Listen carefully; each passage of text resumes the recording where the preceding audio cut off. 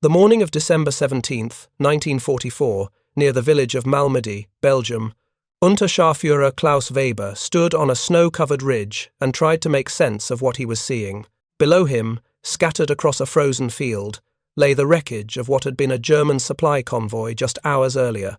11 trucks, 2 half-tracks, and a command car, all reduced to smoking metal skeletons, punctured with holes so numerous they formed patterns in the steel, like some grotesque industrial lace. Weber raised his binoculars and began counting bodies. 32 men, maybe more, scattered in patterns that told a story he couldn't quite comprehend. They hadn't died fighting. There were no defensive positions, no signs of organized resistance. They had died running, cut down in groups of 3 and 4 as they fled their burning vehicles. What confused Weber wasn't that an American unit had ambushed a convoy. That happened every day during the Ardennes Offensive. What confused him was the sheer concentration of firepower that must have been applied in what could only have been minutes, perhaps seconds. Every vehicle showed the same pattern: dense clusters of large-caliber impacts, holes the size of a man's thumb punched through steel that should have stopped rifle fire easily. The truck beds were shredded. The half-tracks looked like someone had taken a giant ice pick and stabbed them hundreds of times. And the bodies, those he could see clearly enough to examine, showed wounds that were categorically different from anything he'd seen in 5 years of war. Not the clean punctures of rifle rounds, not even the devastating but localized trauma of machine gun fire. These were wounds that suggested rounds had passed completely through human bodies and kept going, through the men behind them, through vehicle walls, through everything. Weber had fought in Poland in 1939, in France in 1940, in Russia from 1941 through 1943 before being transferred west. He knew what battlefields looked like. He knew the signature of different weapons. Artillery left craters and fragmentation patterns. Mortars created focused blast zones. Machine guns created scattered casualties as men dove for cover and returned fire. This was none of those things. This was saturation. This was what happened when someone decided that everything in a 100-meter radius needed to stop existing and had the tools to make it happen. His squad's radio man, a 19-year-old from Hamburg, asked the obvious question: what did this? Weber didn't have an answer. His training, his experience, his understanding of how modern warfare worked, all of it failed to provide an explanation that fit the evidence. The only thing he knew for certain was that whatever weapon had done this, German intelligence had never warned them about it. And that meant somewhere in the chain of analysis and reporting that was supposed to keep frontline soldiers alive, someone had made a catastrophic mistake. What Weber didn't know, what no one in German intelligence had properly understood despite having months to figure it out, was that the Americans had taken their standard M3 half-track, a vehicle the Germans had correctly categorized as simple infantry transport, and transformed it into something that had no equivalent in Wehrmacht doctrine. They had looked at all that empty space in the cargo bed, at the industrial capacity that was producing machine guns by the tens of thousands, and asked a question that would never have occurred to German engineers trained in proper weapon categorization. How many Browning 50 calibers can we mount on this thing before it stops being able to move? The answer, as it turned out, was enough to rewrite the mathematics of mechanized warfare. But for that answer to have meaning, for the shock of what Weber was seeing to make sense, you have to understand what the Germans believed about American equipment in December 1944, and more importantly, why those beliefs were so catastrophically wrong. If you're enjoying this deep dive into the story, hit the subscribe button and let us know in the comments from where in the world you are watching from today. The conference room in the headquarters of German Army Group B was located in a requisitioned hotel in Münstereifel, 40 kilometers behind the front lines. On November 23, 1944, 3 weeks before the Ardennes Offensive would begin, senior intelligence officers gathered for their final equipment assessment briefing. The walls were covered with photographs, reconnaissance images taken by Luftwaffe aircraft during the previous months, showing American positions, supply depots, and vehicle parks. Major Otto Skorzeny, who would later lead the famous commando operation during the offensive, sat in the third row taking notes. The briefing officer, an Oberstleutnant whose name was lost when German records were destroyed in the final collapse, clicked through image after image on the wall-mounted projector. American mechanized forces, he explained in the measured tones of a man who had spent years analyzing enemy equipment, continue to rely on the M4 Sherman tank as their primary armored vehicle. We assess the Sherman as inferior to our Panther and Tiger tanks in both armor and firepower. Their advantage lies purely in numbers and mechanical reliability. He clicked to the next image, showing a column of vehicles on a French road. For infantry transport, the Americans use the M3 half-track extensively. This is a soft-skinned vehicle with minimal armor, open-topped, vulnerable to small arms fire from elevated positions. It serves adequately for moving infantry from rear areas to combat zones, but offers little protection and negligible offensive capability. The next image showed an M3 with what appeared to be a quad machine gun mount in the cargo area. The briefing officer paused on this slide longer than the others. We have identified a variant of the M3 designated M16, which mounts four 12.7mm machine guns in an anti-aircraft configuration. This vehicle is deployed with American anti-aircraft battalions and serves purely in an air defense role. Intelligence assessments indicate approximately 200 of these vehicles are present in the European theatre, distributed among various anti-aircraft units. They pose no significant threat to ground operations. That assessment, delivered with complete confidence to senior officers planning the largest German offensive operation of 1944, was wrong in almost every particular that mattered. The number of M16s was wrong, underestimated by at least 40%. The deployment pattern was wrong, as M16s were being attached to frontline mechanized units, not just anti-aircraft battalions. The threat assessment was catastrophically wrong, because someone had looked at a vehicle mounting four of the most powerful machine guns in existence and concluded it was no significant threat to ground operations, because its official designation said anti-aircraft. But the most dangerous part of that assessment wasn't what was stated. It was what was assumed. The entire German intelligence apparatus, from Luftwaffe reconnaissance pilots to army intelligence analysts to the senior officers planning the offensive, had assumed that American equipment would be used according to its designated purpose. Anti-aircraft guns would fight aircraft, transport vehicles would transport, machine guns would provide supporting fire for infantry maneuvers. This assumption was rooted in German military culture. In 5 years of war, where German forces had generally encountered enemies who followed similar doctrinal patterns, and in a fundamental misunderstanding of how American military thinking actually worked, the Germans had excellent intelligence on PET, American industrial capacity. They knew America was producing trucks, tanks, and aircraft at rates that Germany couldn't match. What they failed to understand was that this overwhelming production created a different relationship with equipment. When you're producing 20,000 machine guns per month, mounting 8 of them on a single vehicle stops being wasteful and starts being creative problem-solving. When you have spare weapons accumulating faster than you can distribute them, the question changes from, can we afford to do this, to, why aren't we doing this already?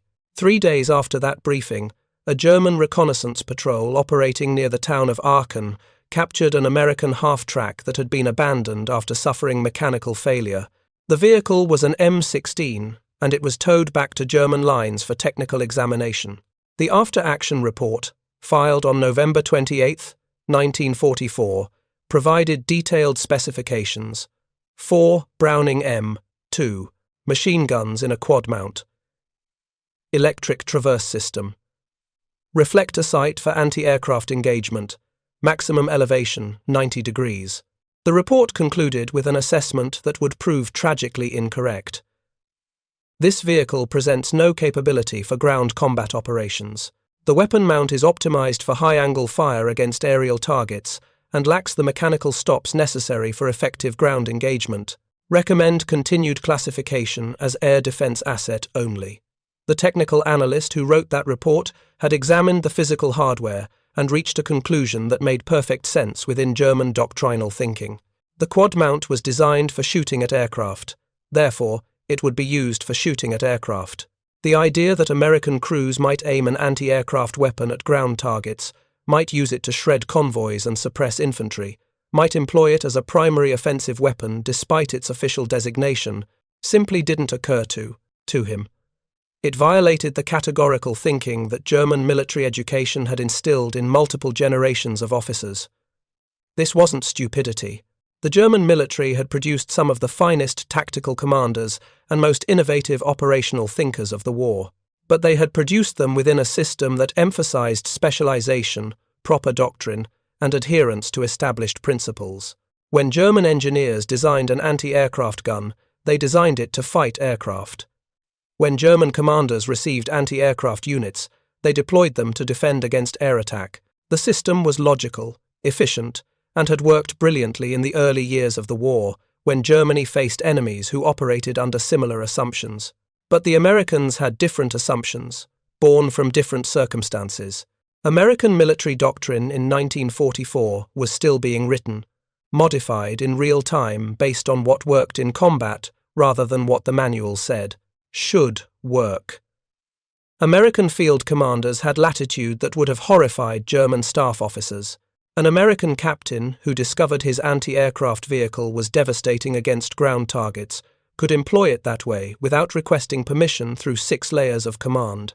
An American maintenance crew that had access to spare machine guns could mount them on vehicles without formal authorization, and as long as it worked, nobody would court-martial them for initiative. The German intelligence failure wasn't about missing information. They had photographs of M16s. They had captured one intact. They had probably even intercepted radio traffic mentioning their deployment. The failure was conceptual. They couldn't imagine that the Americans would use equipment in ways it wasn't officially designed for, because that's not how professional militaries operated. Except the American military in 1944 wasn't operating like a traditional professional military. It was operating like an industrial problem-solving organization that happened to be fighting a war.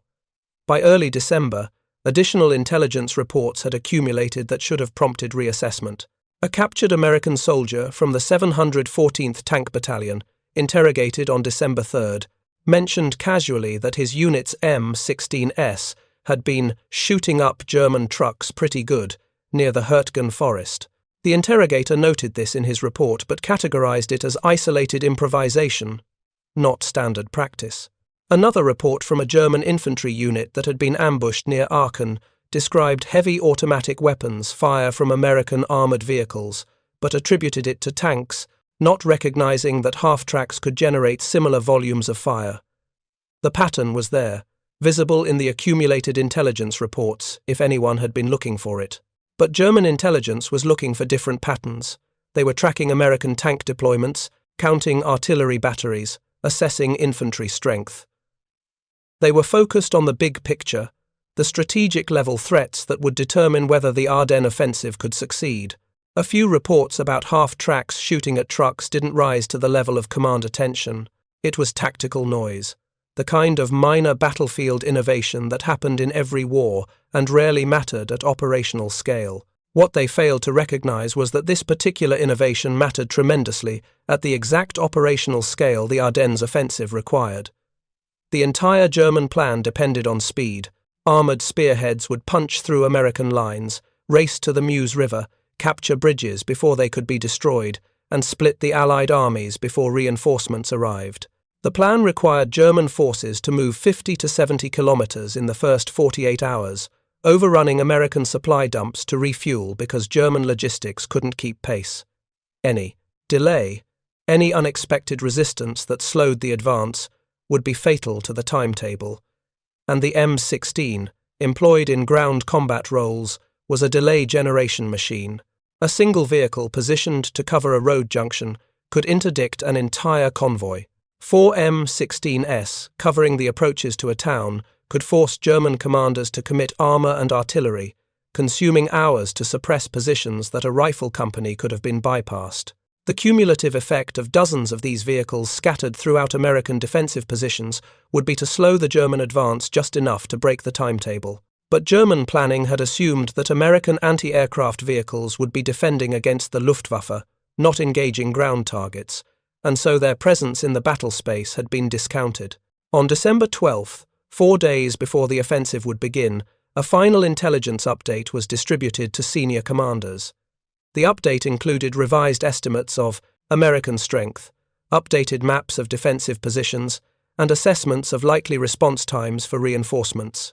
Buried on page 17 of a 23-page document was a single paragraph about American anti-aircraft assets. Enemy air defense capabilities remain concentrated around major supply depots and headquarters areas.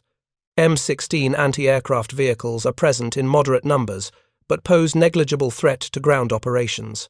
Luftwaffe assets should avoid overflying these positions. That paragraph represented the sum total of German intelligence assessment regarding a weapon system that would, in the coming weeks, account for hundreds of German casualties, dozens of destroyed vehicles, and critical delays that would contribute to the offensive's failure. It wasn't that German intelligence was incompetent, it was that they were looking at American equipment through a lens ground and polished by German assumptions about how warfare worked.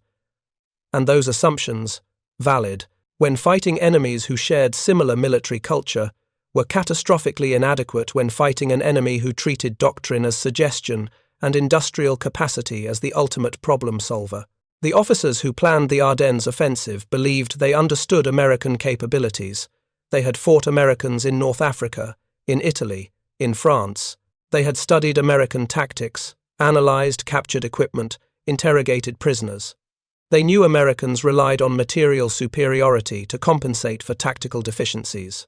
They knew American infantry was cautious, reluctant to take casualties, dependent on artillery support. They knew American armor operated conservatively, unwilling to accept losses that German forces would consider acceptable for tactical gain. All of these assessments were partially true, and all of them contributed to German confidence that a concentrated offensive could achieve breakthrough. What they didn't know, what their intelligence, collection and analysis had failed to identify, was that American mechanics and maintenance crews had spent the autumn of 1944 doing something that wouldn't appear in any official reports or intelligence summaries. They had been taking captured machine guns from wrecked vehicles, damaged aircraft, destroyed positions, and mounting them on half-tracks in configurations that violated every regulation and exceeded every official specification. Some units had M16s with 6 machine guns. Some had 8. Some had improvised arrangements that would have horrified the engineers who designed the vehicles, but which worked beautifully for crews who cared more about survival than warranty compliance. These field modifications weren't systematic. There was no program, no official directive. Different units came up with different solutions based on available materials and local expertise. A maintenance sergeant with welding experience might create elaborate custom mounts. Another unit might use salvaged aircraft gun mounts bolted to improvised frames. The results were inconsistent, sometimes unreliable, occasionally dangerous when poorly executed modifications failed under stress. But they worked well enough, often enough, that the practice spread through mechanized units with the speed that only battlefield-proven tactics achieve. German intelligence had no way to detect this. Aerial reconnaissance showed half-tracks, but couldn't distinguish between standard M16s with 4 guns and field-modified versions with 8. Captured vehicles were examined for technical specifications, but field modifications were dismounted before vehicles were abandoned, leaving no evidence. Interrogated prisoners might mention heavy machine gun fire, but couldn't provide technical details that would alert German analysts to the scale of modification.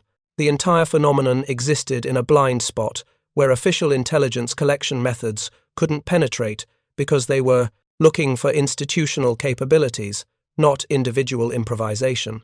On the night of December 15th, in forward assembly areas throughout the German lines, soldiers prepared for the offensive that would begin at dawn. Tank crews checked their vehicles.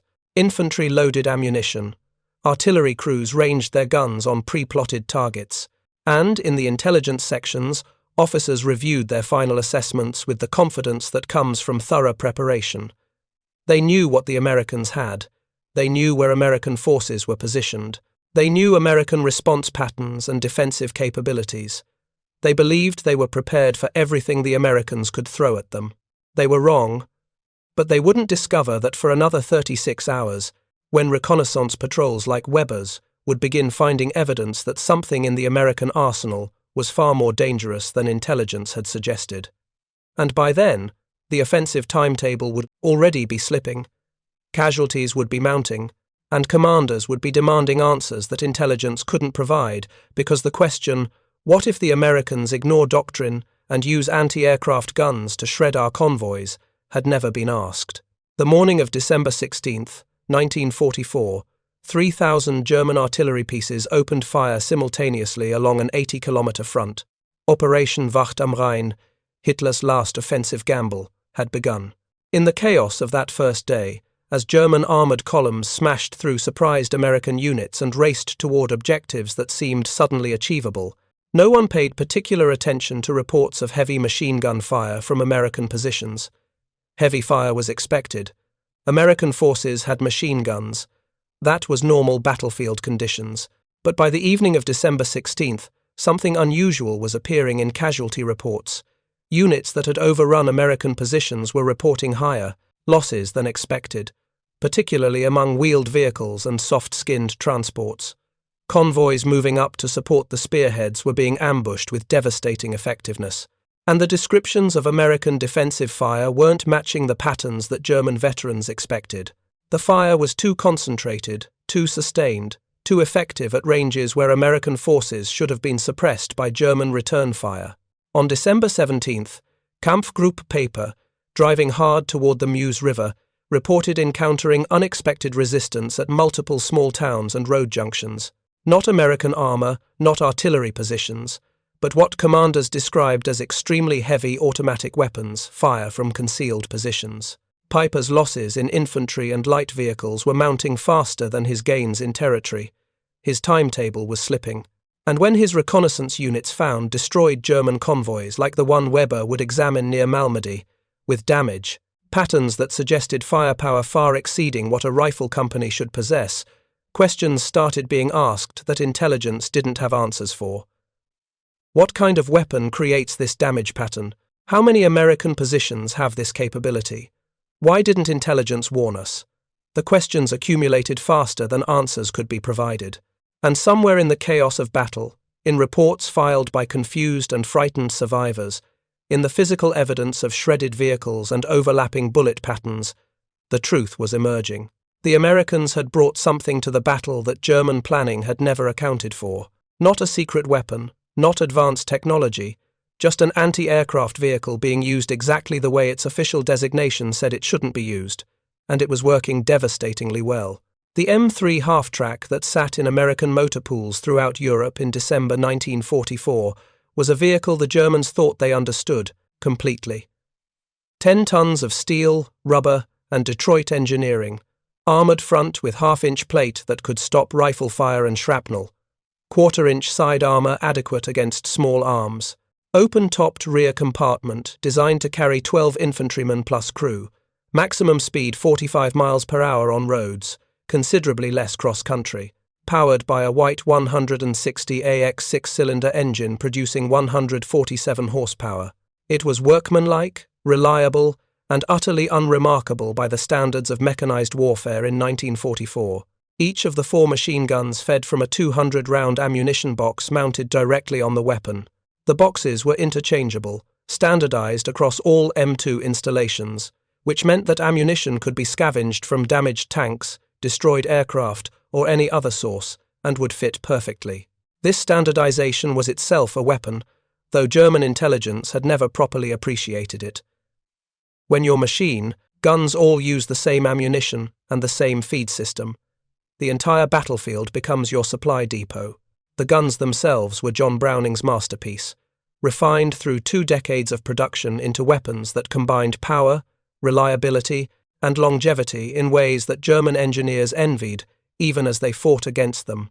The Browning M2 fired a 12.7mm round, designated 50 BMG, that weighed between 650 and 750 grains depending on variant. Ball ammunition, the standard load, left the barrel at 2,900 feet per second, carrying 13,000 foot-pounds of energy. To put that in perspective, a standard German rifle round carried approximately 2,500 foot-pounds. The 50 caliber had 5 times that energy. It wasn't just bigger, it was categorically different. Armor-piercing rounds, with hardened steel cores, could penetrate 3/4 of an inch of steel plate at 500 yards.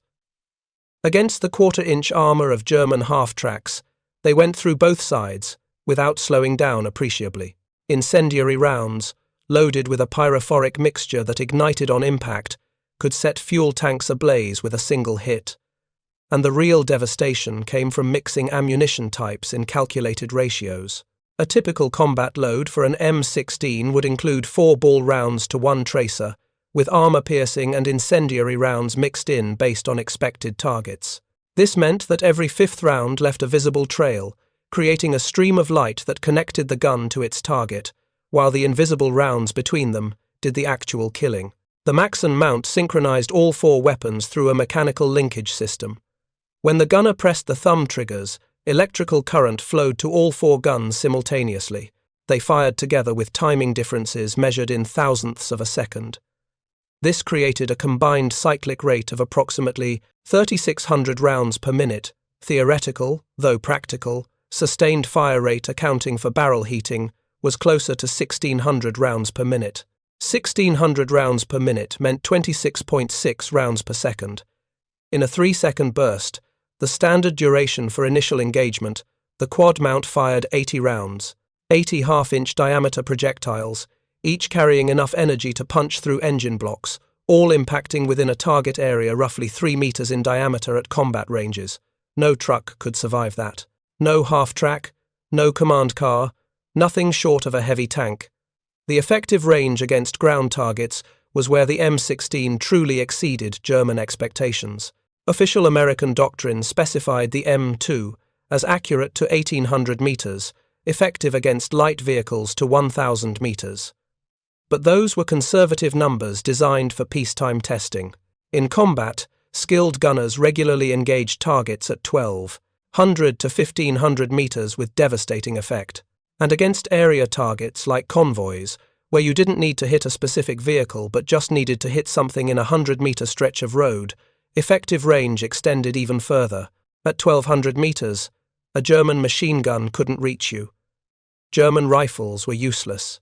Only mortars or artillery could effectively counterfire, and those took time to set up, time to range in, time the M16 gunner was using to destroy vehicle after vehicle before displacing to a new position. The Americans had created, almost accidentally, a weapon system that broke the tactical calculus German infantry had relied on throughout the war. You couldn't suppress it with small arms. You couldn't flank it before it killed you. You couldn't close to effective range fast enough to matter. But the standard M16, devastating as it was, represented only the official configuration. What German intelligence had completely failed to identify was that American maintenance crews had been modifying their vehicles throughout the autumn of 1944. Some M16s now mounted 6 machine guns, some mounted 8. These weren't factory modifications.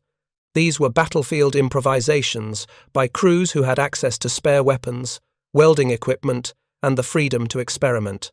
That calculation changed at 0600 hours when his platoon sergeant told him matter-of-factly that German columns were approaching and that air defense was now secondary priority. If you see German vehicles, shoot them. Your guns work just fine against trucks. Mitchell had nodded, driven his half-track to a position overlooking the main road into town, and waited with the strange detachment that comes from understanding intellectually that you're about to try to kill people while not quite believing it emotionally. 300 meters north of Mitchell's position, Sergeant Robert Hayes occupied a stone farmhouse with a very different vehicle. Hayes was 26, a North Africa veteran who had strong opinions about firepower and survival. His M16 mounted 8 machine guns, 4 in the standard Maxim turret, 2 additional weapons on improvised side mounts, and 2 more in fixed forward positions. The modifications had been done over weeks, using salvaged weapons from destroyed tanks and a crashed bomber. The configuration was unauthorized, mechanically stressed, and absolutely devastating when all 8 guns fired together. Hayes had test-fired it once against an abandoned German truck, 5 seconds of fire, approximately 450 rounds. The truck had ceased to exist as a recognizable object. His company commander had observed, opened his mouth to say something about regulations, then closed it and walked away. Sometimes, results spoke louder than doctrine. The German reconnaissance elements that probed Stavelot's defences at 0600 hours were experienced soldiers from the 2nd SS, Panzer Grenadier Regiment, Eastern Front veterans who understood tactical movement and fire discipline. 2 SDKFZ, 251 half-tracks, advanced down the main road, carrying 10 infantrymen each, following doctrine that had worked successfully for 5 years. Move forward until you encounter resistance, assess its strength, report back. They were prepared for rifles, for machine guns, maybe for an anti-tank gun. They were not prepared for James Mitchell, who had trained for months to track aircraft moving at 300 miles per hour, and who found that aiming at a vehicle crawling along at 20 miles per hour was almost insultingly easy. Mitchell centered his reflector sight on the lead half-track at 800 meters, took a breath, and pressed both thumb triggers. The German half-track had quarter-inch side armor designed to stop rifle bullets. Against 50 caliber ball ammunition traveling at 3,000 feet per second, it provided no protection whatsoever. The rounds punched through the right side, passed through the interior where 10 men sat packed together, and exited through the left side. The soldiers didn't have time to shout, didn't have time to reach for weapons. The rounds that hit them transferred 13,000 foot-pounds of energy to human bodies. The hydrostatic shock alone was lethal, creating wound channels far larger than the projectiles themselves. But the rounds didn't stop with the first person. They continued through the second person, sometimes through a third, before finally losing energy. The half-track rolled forward, perhaps 20 meters on momentum, before coasting to a stop. It didn't explode or burn. It simply stopped moving, and then blood began running from the drainage holes in the floor. Mitchell, watching through his sight, needed a moment to process what he'd just done. 11 people dead in 3 seconds. The number was too large, too sudden. His brain wanted there to be more drama, more struggle. But this was what industrial-scale firepower actually looked like. Just ruthlessly efficient transfer of kinetic energy into targets that couldn't possibly survive it. The second half-track was 50 meters behind, and its driver had 4 seconds to react. He was good, experienced, had survived the Eastern Front by being faster than the men who died. He slammed into reverse, cranked the wheel hard, attempting to turn and retreat. He managed 10 meters, managed to turn the vehicle 15 degrees, and then Mitchell's second burst found him. 3 German soldiers made it out, diving into ditches. 2 more made it halfway before ammunition in the vehicle began cooking off. The remaining 5 died inside. 18 seconds total. 2 vehicles destroyed, 17 men killed. And the German commanders approaching Stavelot still had no clear understanding of what had hit them. 300 meters north, Robert Hayes watched German infantry advancing through woods paralleling the road. They were moving in standard tactical formation, dispersed, using trees for cover, advancing in coordinated rushes. It was textbook Wehrmacht tactics. Hayes wasn't thinking about tactics as the Germans understood them. He was thinking about the 84 American prisoners murdered at Malmedy, about the 8 machine guns mounted on his vehicle, about the 6,400 rounds of mixed ammunition his crew had loaded. He centered his sight on the tree line, 400 meters distant, and opened fire with all 8 weapons simultaneously. The sound was beyond anything Mitchell's quad mount had produced. 8 machine guns firing tracer at 5-to-1 ratio created 8 visible streams converging on the target, creating the illusion of solid ropes of glowing metal. The Germans had assumed trees provided cover, but 50 caliber rounds treated trees as temporary obstacles. Rounds that struck pine trunks 6 inches in diameter punched through with minimal deflection. The first German soldier hit didn't die cleanly. The round struck him in the upper chest, and his chest cavity ceased to exist as an intact structure. Death was instantaneous. The soldiers around him had perhaps 2 seconds to process this before Hayes's fire walked across the tree line, saturating a 100-meter stretch of forest with 53 rounds per second. Kampfgruppe Paper now faced a problem its planning had never accounted for. Stavelot was supposed to fall within hours. Obersturmbannführer Joachim Paper committed armor, 5 Panthers, supported by infantry in half-tracks. Mitchell and Hayes both understood their M16S were useless against heavy armor. But Captain Morrison made a different calculation. The M16s couldn't kill the Panthers, but they could kill everything around them. At 300 meters, Mitchell and Hayes opened fire simultaneously, ignoring the Panthers entirely and focusing on the half-tracks. 16 50 caliber machine guns in coordination. The first half-track was hit by approximately 250 rounds in under 5 seconds. The vehicle disintegrated. The second attempted evasion. Didn't matter. The third and fourth half-tracks tried to reverse. One made it. The other was caught by Hayes's fire. The Panthers identified American positions and returned fire. Mitchell's vehicle was hit by a high explosive round. Mitchell and his crew bailed out. Hayes fired one final burst, then ordered withdrawal. The Panthers captured Stavelot by mid-morning, but Paper's battalion had suffered over 100 casualties, lost 6 half-tracks and numerous trucks, and consumed 3 hours they couldn't afford to lose. If you find this story engaging, please take a moment to subscribe and enable notifications. It helps us continue producing in-depth content like this. But Stavelot was just the beginning. What happened next, over the following week, was what would truly shatter German confidence and expose the catastrophic intelligence failure. December 19th, 1944. 30 kilometers south of Stavelot, Hauptmann Friedrich Schmidt commanded 3rd Battalion, 116th Panzer Grenadier Regiment. Schmidt was 32 years old, a career officer who had joined the Wehrmacht in 1934. He had fought in Poland, France, and spent 2 years on the Eastern Front before being transferred west in September. He was experienced, competent, and completely unprepared for what he was about to encounter. Schmidt had heard rumours about Stavelot.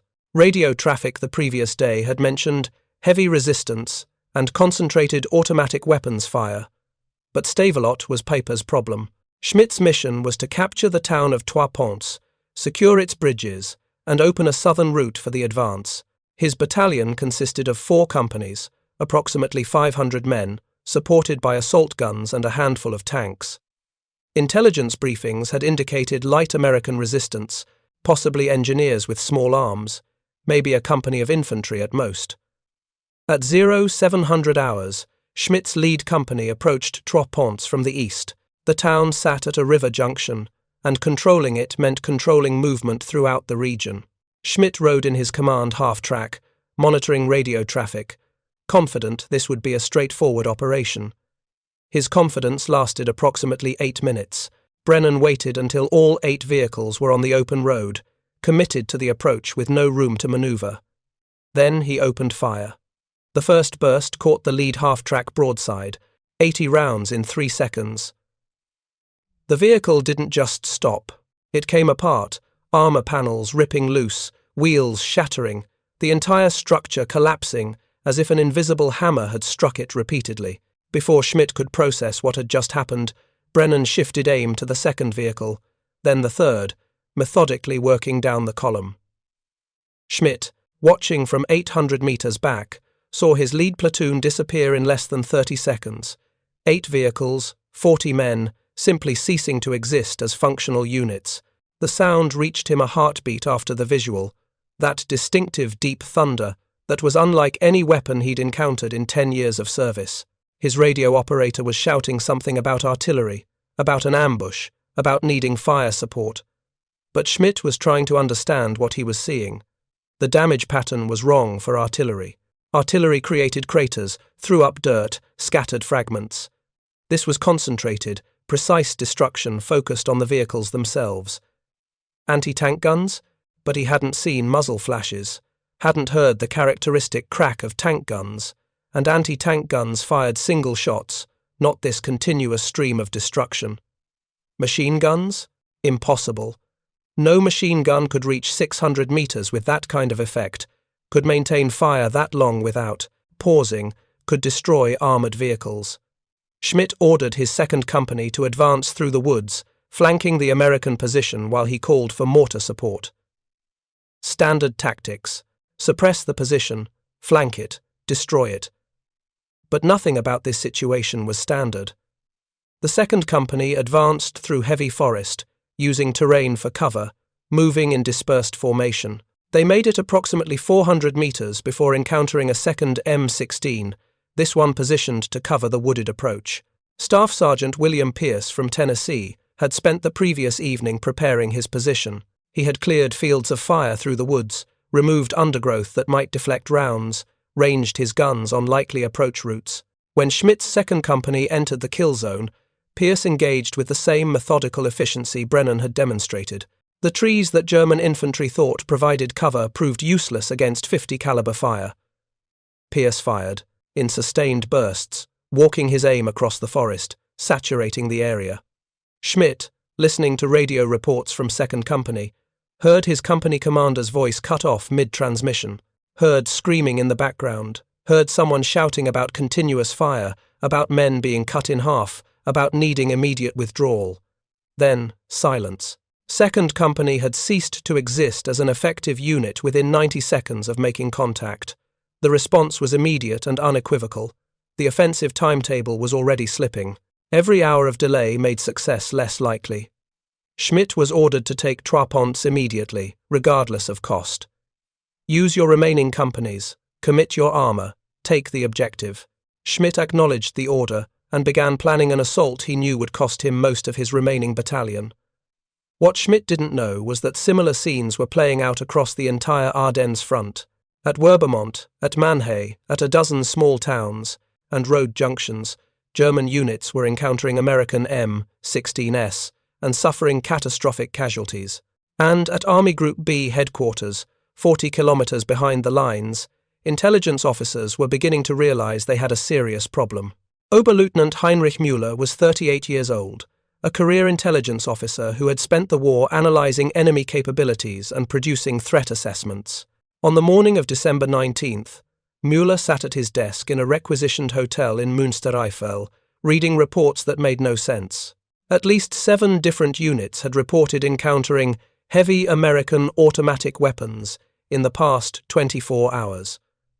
The descriptions were remarkably consistent: continuous fire, devastating effect against vehicles and infantry, engagement ranges exceeding normal machine gun capabilities, positions that were extremely difficult to suppress or destroy. Müller pulled reconnaissance photographs from the previous months, looking for anything that matched the descriptions. He found dozens of images showing American half-tracks with what appeared to be multiple machine guns mounted in the rear compartment. The intelligence assessments attached to these photos all said the same thing: anti-aircraft vehicles, air defense role, no significant ground combat capability. But the combat reports were describing ground combat capabilities that were tearing German units apart. Müller drafted an urgent intelligence update. American M16 anti-aircraft vehicles confirmed employed in ground combat role. 4 synchronized 50 caliber machine guns per vehicle. Effective range against ground targets 1,200 meters minimum. Volume of fire sufficient to destroy light armor and inflict mass casualties on infantry. Recommend immediate tactical adjustments. Avoid road movement in exposed areas. Commit armor support for all infantry advances. Treat M16 positions as priority targets requiring artillery or tank fire to suppress. He submitted the report to his commanding officer at noon on December 19th. It was filed, acknowledged, and effectively ignored. The offensive was already in progress. Units were committed.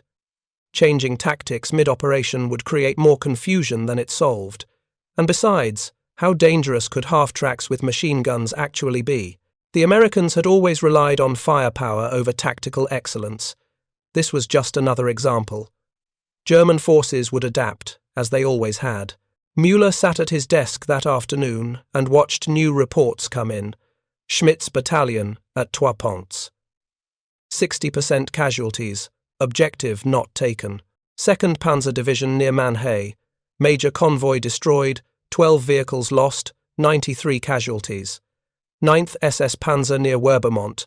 Infantry company decimated by unknown American weapons.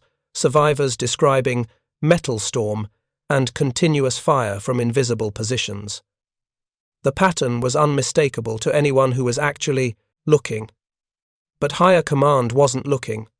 They were focused on the big picture, on breakthrough points and operational objectives and timetables. The tactical reality of what was happening at company and battalion level wasn't reaching the people who could actually do something about it. And with every hour that passed, more German soldiers were dying to a weapon their intelligence services had assured them wasn't a threat. December 20th. The psychological impact was spreading faster than official reports. German soldiers who had survived M16 engagements were describing their experiences to other units, and what they were describing had the quality of nightmare rather than tactical reality. Unteroffizier Hans Becker, a squad leader from Schmidt's battalion who had survived the attack at Trois Ponts, was reassigned to a replacement company forming up to reinforce the advance. His new squadmates asked him what the fighting was like. What he told them would be repeated, with variations, throughout German units over the following days. "There's a sound," Becker said, smoking a cigarette with hands that still shook slightly. "It's not like artillery, not like tank guns. It's deeper, continuous, like thunder that doesn't stop. And you see these streams of light, tracers, but they're so dense they look solid, like ropes of fire reaching out from nowhere and touching everything. And whatever they touch dies. Men, vehicles, trees, everything. You can't hide from it because it goes through cover. You can't run from it because it reaches so far. You can't fight it, because by the time you figure out where it's coming from, you're already dead." His squadmates listened with the skepticism of men who hadn't experienced it personally. Becker was obviously exaggerating, obviously shaken from his first real combat. Couldn't be as bad as he was describing. But 2 days later, when that same replacement company encountered an M16 position near Manhay, the survivors would tell identical stories. The sound, the continuous fire, the helplessness, the sense of facing something that shouldn't exist. The psychological impact went beyond individual soldiers. Company commanders were becoming reluctant to advance down roads, to cross open areas, to maneuver in any situation where an M16 might have clear fields of fire. Battalion commanders were demanding armour support for operations that doctrine said should require only infantry. Regimental commanders were reporting delays, unexpected resistance, casualties far exceeding pre-operation estimates. And at every level, the question was the same. What are these weapons? Why didn't intelligence warn us? How do we counter them? The answers weren't coming because the people who knew the answers, intelligence officers like Müller, who had actually analysed the threat, couldn't get their information to the commanders who needed it. The German military chain of command was efficient at passing orders downward, less effective at passing tactical intelligence upward, especially when that intelligence contradicted pre-operation assumptions. Piper didn't know that most of those convoys had been destroyed by M16s. He knew only that his fuel situation was becoming critical, that his timetable was already impossible, that the offensive was failing. He radioed his division commander requesting permission to withdraw, to consolidate, to wait for supply lines to be properly secured. The response was to push forward, capture fuel from American positions, maintain offensive momentum. But Piper was a realist. He could see the mathematics. Without fuel, without supplies, without the time he'd already lost, the Meuse was unreachable. The offensive had failed. It just hadn't officially acknowledged failure yet. What Piper couldn't know was that at least 40% of the delays that had broken his timetable were directly attributable to M16 engagements. The destroyed supply convoys, the infantry, companies that had been decimated before they could secure road junctions, the hours spent calling for artillery support to suppress American positions that turned out to be single vehicles with heavy machine guns. Each individual delay was small, manageable, explainable. But they had accumulated, hour by hour, until the offensive timetable had slipped from aggressive to optimistic to impossible. December 22nd. At Army Group B headquarters, the morning intelligence briefing included, for the first time, a specific section on American M16 multiple gun motor carriages. Müller had finally gotten his threat assessment to someone who would listen, a staff officer who had actually read the combat reports rather than just filing them. The briefing was blunt. American forces were employing anti-aircraft vehicles in ground combat roles throughout the operational area. These vehicles mounted 4 to 8 50 caliber machine guns capable of sustained fire at ranges exceeding 1,200 meters. They were proving extremely effective against infantry, soft-skinned vehicles, and light armor. Current tactical doctrine was inadequate to counter them. Recommended immediate changes included mandatory armor support for all advances, artillery suppression of suspected M16 positions before infantry movement, and avoidance of road movement in exposed areas. The briefing was received with the same mixture of interest and skepticism that had greeted Müller's earlier reports. Yes, these weapons were causing casualties. Yes, they were contributing to delays, but they were still just machine guns on half-tracks. German forces had faced heavier weapons and prevailed. This was a tactical inconvenience, not a strategic threat. The offensive would continue as planned.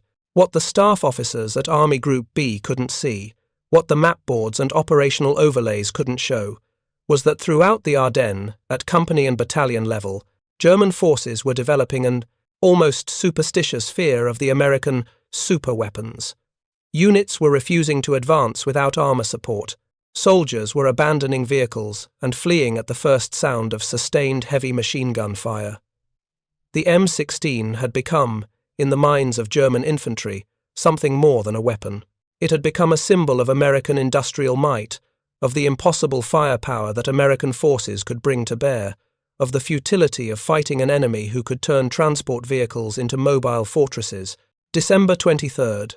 Hauptmann Friedrich Schmidt, what remained of his battalion now attached to a different regiment after the disaster at Trois Ponts, received orders to support another attack. This time the objective was a small crossroads near Mannheim. Intelligence assured him that American forces in the area were light, possibly just engineers and stragglers. Schmidt had heard that before. He requested armor support. He was told no armor was available. Artillery preparation of the objective. He was told artillery was needed elsewhere. He was ordered to advance with what he had. Schmidt gathered his remaining company commanders, 3 officers who had watched their units be torn apart over the previous 5 days. He showed them the map, explained the mission, and asked for their assessment. The response was unanimous. If there were American heavy weapons in the area, particularly those half-tracks with the multiple machine guns, advancing without armor support was suicide. Their men were scared, the replacements were untrained, and morale was collapsing. Schmidt radioed his regimental commander and reported that his battalion was combat ineffective, that his men were exhausted and demoralized, that he needed time to refit and reorganize before committing to another attack. The response was immediate. Schmidt was relieved of command for defeatism. A new commander was appointed. The attack would proceed as ordered. December 24th. Christmas Eve. At various points throughout the Ardennes, German soldiers huddled in frozen positions and shared stories about the American weapons that were destroying them. The stories had taken on mythological qualities. Some soldiers claimed the Americans had invented a new type of super machine gun that never needed to reload, that could fire for hours without stopping. Others claimed the weapons were experimental, using new ammunition that exploded on impact. Still others claimed they were actually anti-aircraft guns, which was accidentally correct, but the implication was that the Americans were using artillery pieces against infantry because they were cowards who wouldn't fight fairly. But for German soldiers in frozen foxholes, passing cigarettes and sharing stories, the technical truth didn't matter. What mattered was the sound, the continuous thunder that meant death was reaching out from impossible distances. What mattered was watching your friends die, before they could even see what was killing them. What mattered was the growing certainty that this offensive, like so many before it, was going to fail, and they were going to die or be captured or freeze to death in these Belgian woods for nothing. December 25th. Obersturmbannführer Joachim Peiper made the decision his superiors had refused to authorize. His Kampfgruppe was surrounded near L'Église, out of fuel, out of ammunition, out of time. The Meuse River, which he had been ordered to reach by December 20th, was still 40 kilometers away and completely unreachable. The offensive had failed. Peiper ordered his men to destroy their heavy equipment and attempt to break out on foot, abandoning their vehicles and wounded behind. The breakout succeeded, barely. Most of Peiper's men made it back to German lines, but they left behind dozens of tanks, assault guns, and vehicles that would never be replaced.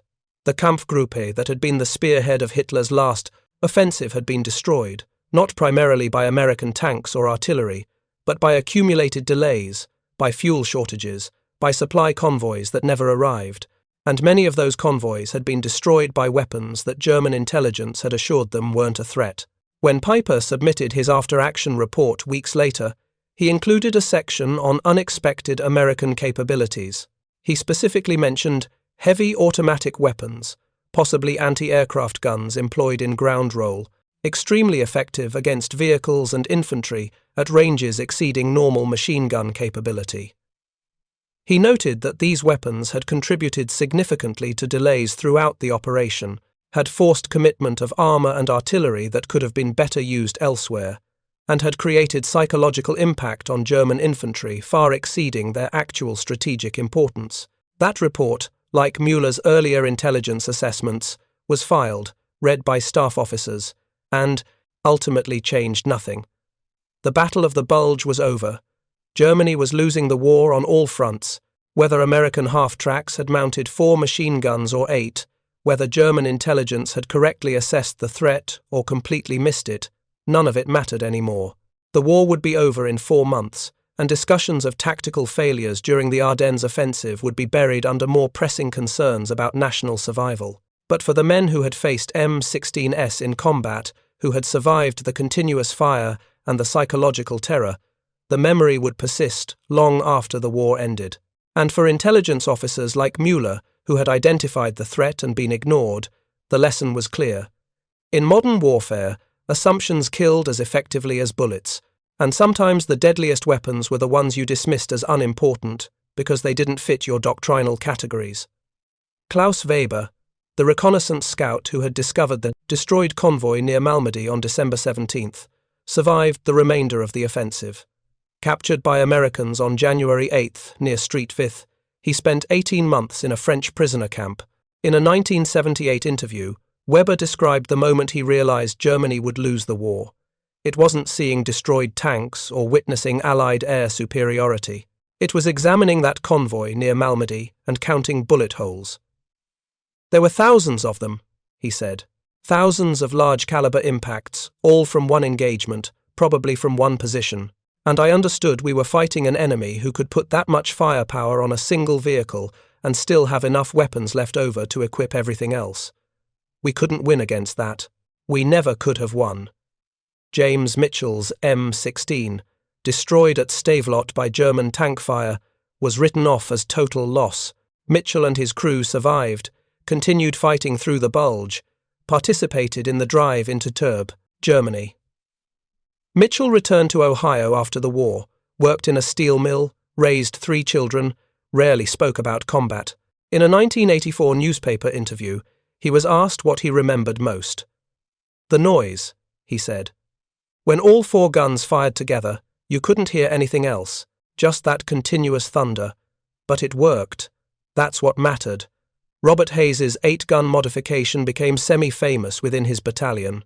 Hayes continued serving through the war's end, returned to Georgia in 1946, worked as a mechanic until his death in 2001.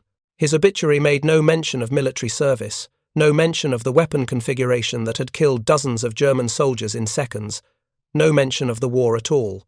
The M16 multiple-gun motor carriage represented something larger than its tactical effectiveness. It represented a philosophy of warfare that would define American military thinking for decades. Overwhelming firepower, applied, flexibly, using industrial capacity as force multiplier.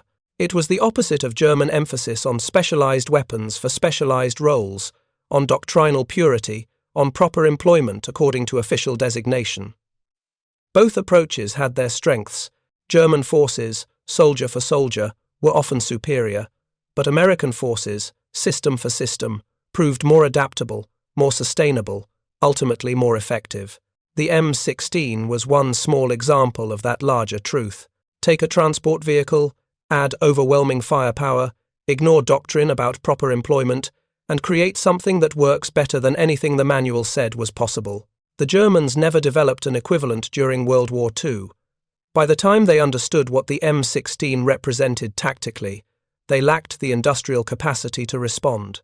Post-war, both East and West German forces studied the concept extensively.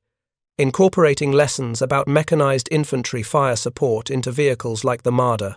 Soviet forces, who captured German documentation and interrogated prisoners, incorporated similar thinking into their BMP series. The idea that every mechanized infantry vehicle should provide heavy fire support became standard in Cold War militaries worldwide. But in December 1944, near small Belgian villages whose names most people would never remember, it was a revolutionary concept that German forces discovered the hard way, not through intelligence briefings or tactical analysis, but through the experience of being on the receiving end of firepower that shouldn't have existed, employed in ways that violated every doctrinal assumption, delivered by an enemy who cared more about results than regulations. Sometimes the most dangerous weapons are the ones you don't see coming, not because they're secret or experimental, but because you've looked at them, categorized them as unimportant, and moved on to threats that fit your expectations. The M16 wasn't secret. It was photographed, captured, examined. But German intelligence saw an anti-aircraft vehicle and assumed it would be used for anti-aircraft purposes. That assumption, repeated across the entire intelligence apparatus and embedded in operational planning, cost hundreds of German lives and contributed to the failure of Germany's last major offensive. The lesson should have been simple. Never assume your enemy will use weapons the way you would use them. Never dismiss a capability because it doesn't match doctrinal expectations. Never let your categories determine what you see rather than letting what you see determine your categories. But institutional militaries, German or American or any other, struggle with that lesson. Doctrine exists for good reasons. Categories serve important purposes. The challenge is knowing when to ignore them, when to recognize that the enemy has found a better solution than your training manual ever imagined. The Americans in December 1944 had that flexibility, born from industrial abundance and cultural pragmatism. The Germans, with their emphasis on proper employment and doctrinal correctness, did not. That difference, multiplied across thousands of small tactical decisions, helped determine who won and who lost. Thank you for watching. For more detailed historical breakdowns, check out the other videos on your screen now, and don't forget to subscribe.